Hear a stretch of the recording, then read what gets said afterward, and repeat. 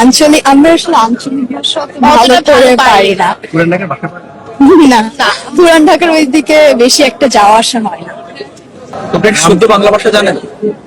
আমি যেহেতু খুব কম মানে বলতে পারি কথা অবশ্যই, ক থেকে চন্দ্রবিন্দু পর্যন্ত বলতে পারবেন?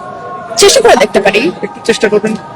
ক খ গ ঘ ঙ চ ছ বর্গে জ ঝ ইয় ট ঠ ড ঢ, ঢর পরে হচ্ছে দন্ত ন, প ফ ব ভ মূর্ধন্য মূর্ধন্য ত, মূর্ধন্য প ফ ব ভ মূর্ধন্য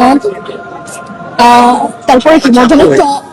যাই হোক, জি একটু জানতে চাচ্ছিলাম জি জি যে আমরা দেখি যে বাংলা বলতে গিয়ে এখন মানুষ ইংরেজির সঙ্গে মিলে যায়। জি, জি। তাই এই বিষয়টিকে কিভাবে দেখছেন? মানে বাংলা বলতে গিয়ে ম্যাক্সিমাম মানুষ ইংলিশ ব্যবহার করে।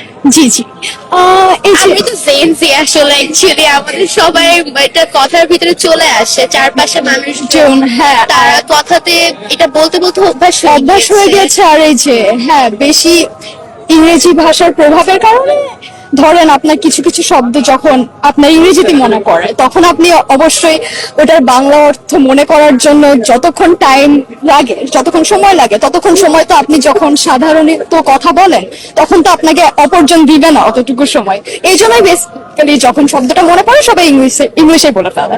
কোন অঞ্চলের কথা শুনতে এবং বলতে ভালো লাগে? আঞ্চলিক। আঞ্চলিক, আমরা আসলে আঞ্চলিক ভাষা অত ভালো করে পারি না। পুরান ঢাকার ভাষা পারেন? না, পুরান ঢাকার ওই দিকে বেশি একটা যাওয়া আসা হয় না।